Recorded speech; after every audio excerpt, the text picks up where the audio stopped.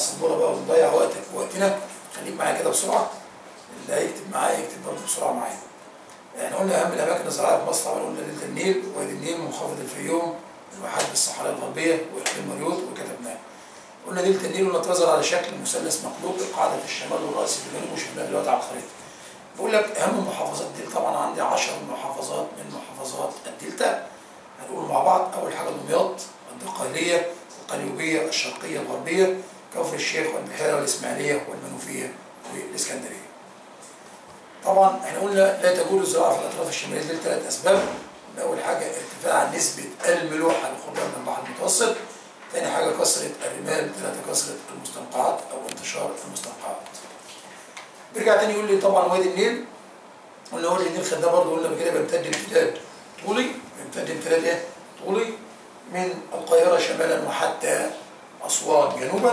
وبيقول لي وادي النيل ده هو موجود فيه 11 محافظه، وهي 6 اكتوبر وحلوان والفيوم وبني سويف والمنيا واسيوط وسوهاج وقنا والاقصر واسوان والجيزه. بيقول لي بيوجد في داخل مجرى وادي النيل اكثر من 300 جزيره، بدايه من الحدود السودانيه في الجنوب الى شمال مصر في فرع دمياط ورشيد. ومن اهم هذه الجزائر جزيره الوراق وجزيره الذهب. وبيقول ان في هناك مناطق لا تجوز او لا تصلح الزراعه فيها في الاطراف الشماليه. طبعا احنا قلناها. هنتكلم في الدلتا. بيقول لك طبعا عندك القاهره مفيش فيها اماكن زراعيه طبعا كتير بسبب الازدحام السكاني بها او الكثافه السكانيه اللي موجوده. اما الجيزه فالاراضي الزراعيه بها قليله جدا. بيرجع بعد كده يقول لي هنا برضو في تجريف التربه. بالنسبه للتربه احنا خدنا تربه وادي النيل، قلنا هي تربه وادي النيل، قلنا هي تربه وخدنا مميزات لها. قلنا هي تربه سوداء اللي هو تربه خصبه وسميكه ونسبه كبيره من الاستئصال ونسبه اقل من الرمال. قال لي في ناس بتعمل حاجه اسمها تجريف التربه. طب يعني ايه تجريف التربه؟ قال لي تجريف التربه ده هو ازاله. يعني ايه ازاله؟ بيشتالوا الطبقه السطحيه العليا من التربه اللي بينمو عليها نبات. طب دي بتعمل ايه؟ قال لك بتأدي الحاجتين. قال لك تدهور الارض الزراعيه وقله الانتاج. ليه؟ لان الطبقه دي يا استاذ هي الطبقه الخصبه، هي اللي صالحه للزراعه، هي اللي فيها الاسمده، هي اللي صالحه للزراعه. طب كانوا بيشتغلوا الحاجات دي بيعملوها ايه؟ قال لك كانوا بيعملوها بالطوب اللي هو الطوب اللبن، وكان بيتحرق اللي هو الطوب الاحمر. طبعا الدوله جرمت هذه الاشياء وحرمت تجريف التربه، لان تجريف التربه قلنا بيقلل الانتاج. برجع تاني هنا طبعا بيقول لي مميزات تربه وادي النيل احنا قلناها مع بعض دلوقتي. بالنسبه لي هل تعلم اللي انا قلت لك عليها؟ هناخد بس شويه حاجات كده لو حد عايز يكتبهم معايا. بيقول لي هل تعلم؟ طبعا قلنا اول حاجه لا تجوز الزراعه في الاطراف الشماليه للدلتا لقربها من البحر المتوسط وكثره الملوحه ووجود المستنقعات وانتشار الرمال. بيقول لي تاني في حاجه اسمها سهل فيضي. سهل فيضي احنا قلنا دلوقتي على الخريطه بتعلم علم السهول، سهل فيضي وسهل ساحلي. طب ايه هو السهل الفيضي؟ بيقول لي هو سهل يتكون من ترسيب التربه الطينيه التي ينقلها او التي ياتي بها نهر النيل من منابعه. رقم 3 بيقول لك تعد بحيره قارون اكثر المناطق في الفيوم انخفاضا، ولذلك تصرف اليها المياه زياده على الزراعه القديمه من المدرجات. لو تفتكر انا قلت لك ان السطح في مصر مستوي ما عدا اقليم، قلنا ما عدا محافظه الفيوم بتظهر فيه الشكل على السطح قصدي على شكل المدرجات واسعه. هذه المدرجات بتصب بمياهها في بحيره قارون. بيقول لي بعد كده عندك اقيم السد العالي عام 1969 للمحافظه على لاهميه السد العالي، مياه الفيضان وتوليد الطاقه الكهرومائيه والتوسيع في زراعه الاراضي الزراعيه. بعد كده بيجيب لي تعريفين او 3 هم.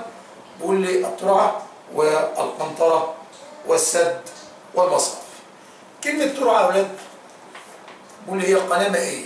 قناه مائيه ترعه يتم حفرها.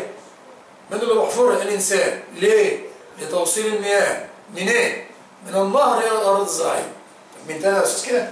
يبقى ترعه واللي هي قناه مائيه يتم حفرها لتوصيل المياه من النهر الى الاراضي الزراعيه. يبقى دي الترعه. طب تعالى قول لي المصرف. اسمه ايه؟ مصرف. طب انا سميته مصرف ليه؟ لانه بيتصرف اليه المياه الزائده على الزراعه. بيتصرف إليه المياه الزائدة على الزراعة، اللي هو اسمه إيه؟ اللي هو المصرف. يبقى كلمة مصرف بيقول لك المصرف هي قناة يتم حفرها عند منسوب أقل من منسوب الترع لصرف المياه الزائدة على الزراعة. طب لسه عندي حاجتين اللي هو السد والقنطرة. طب يعني إيه سد ويعني إيه قنطرة؟ قلنا السد هو بناء هندسي يتم بناؤه على مجرى النهر بغرض اتقاء أخطار الفيضان والاحتفاظ بالمياه للاستفادة بها في وقت انخفاض منسوب مياه النهر. ده بالنسبة للسد. القنطرة طبعا القنطرة قلنا يبقى في تشابه بينهم وبين بعض بس في حاجات صغيرة. برضو القنطرة هو حاجز مائي أنشئ بغرض رفع منسوب المياه لنقلها إلى الأراضي مرتفعة المنسوب. يبقى ده الفرق. كان قبل كده بتلخبطوا بين القنطرة وبين السد. ده بناء هندسي على مجرى النهر وده برضه بناء هندسي على مجرى النهر. طبعا النبات الطبيعي احنا قلنا هو النبات الذي ينمو تلقائيا دون تدخل الانسان في مراحل النمو، والنبات المزروع قلنا هو النبات الذي يهتم الانسان به في مراحل النمو، والنبات الطبيعي قلنا هو النبات الذي ينمو تلقائيا او قلنا الحيوان قصدي البري والحيوان المستأنس. قلنا الحيوان البري هو الحيوان الذي لم يستأنسه الانسان مثل الاسد والثعلب والنمر وهذه الحيوانات الموجوده في الصحراء. اما الحيوان المستأنس هي الحيوانات التي استأنسها الانسان مثل الابقار والجاموس. طبعا من اشهر الترع اللي موجوده عندك ترعه المنصوريه وترعه النوباريه، والقناطر طبعا عندنا القنطره قناطر الخيريه اللي عملها محمد علي باشا، وان شاء الله ده ناخدها في درس التاريخ ان شاء الله. واتمنى ان تكون الناس استفادت من الدرس الاولاني زي ما تستفاد باذن الله من الدرس الثاني. احنا كده يكون خلصنا اول درس، والدرس الثاني اللي هي البيئه الزراعيه والخصائص الطبيعيه للبيئه الزراعيه. نترككم في رعايه الله وامنه، والى لقاء قادم ان شاء الله، والسلام عليكم ورحمه الله وبركاته.